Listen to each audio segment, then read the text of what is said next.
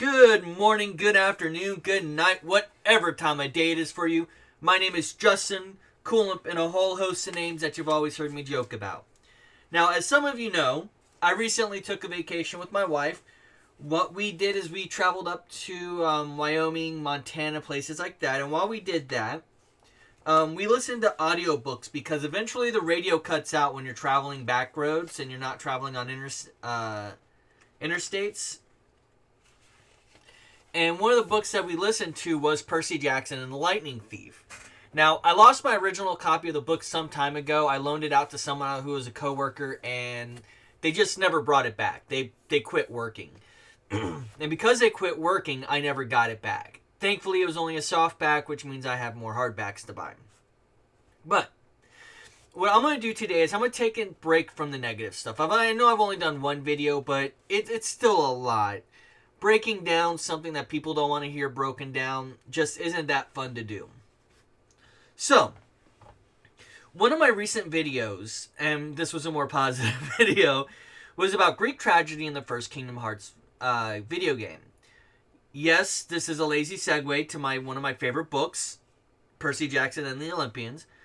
For the record, I actually do, and the reason I mention the books is I actually do own most of Rick Riordan's books, which includes the Percy Jackson series, Heroes of Olympus, The Kane Chronicles, Magnus Chase. I am a fan.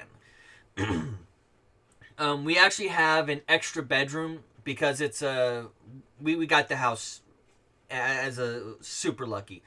But that extra bedroom we have as kind of a spare bedroom / library, and I have most of my books in there on the shelf.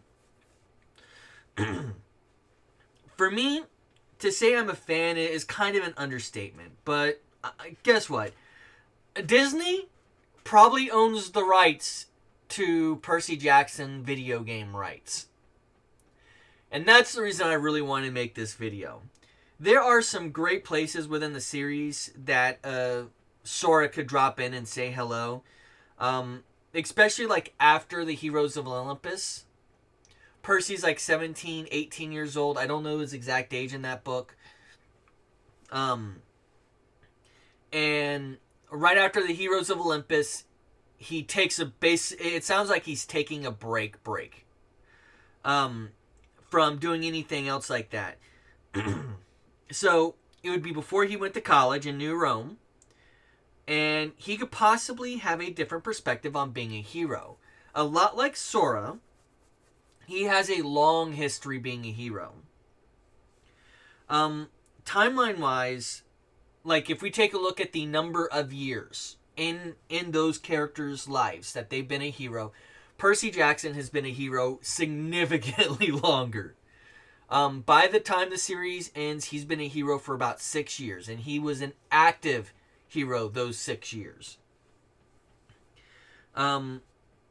I don't know what kind of story would take place, and I'm going to kind of backtrack on that, because I kind of have a little idea. But it could be something similar to like an unknown or unaccounted for Titan, or some monster like the Manticore, like a monster that's just simply forgotten. It could be the recovery of a half-blood from a monster in a high school. Something I'm not sure Sora is entirely familiar with. The reason why is he doesn't seem like he's been going to school in between saving the universe over and over and over again, if you catch where I'm coming from. Ask him how the gummy ship works, he'll probably have a better answer for you. I'm not saying he's dumb or stupid, I'm just saying he's street smarts versus book smart. As much as I dislike escort missions, talking about the recovery of the half-blood, you could even say the half-blood and Annabeth takes them away after they get saved by whatever monster those two drop in and save. There's a lot of possibilities here for a story for two powerful heroes talking about their experiences. It could give Sora or Riku the idea to restart the training of new Keyblade wielders after Kingdom Hearts 4. This could just be my inner fanboy wanting this. But with Disney owning both properties, I see this as a very big possibility. And I think more than that, it might be. As I've discussed before, there seems to be, and this is just my personal opinion on it, I know some people disagree. We're going to see worlds that are fantasies based on reality, and we're going to see realities that are based off of fantasies. You would definitely put Percy Jackson in a reality that is based on fantasy, in my opinion. There's a reason why, because everything in that universe follows a very, very strict set of rules. There is no deviation. Riordan's a fantastic writer, so he makes sure to follow his own rules. But Percy Jackson being a hero, Sora being a hero, you see a lot of these things just, they're great. I think they would work out very well together. You could even have Sora having a crisis of, am I doing the right thing type of situation going on.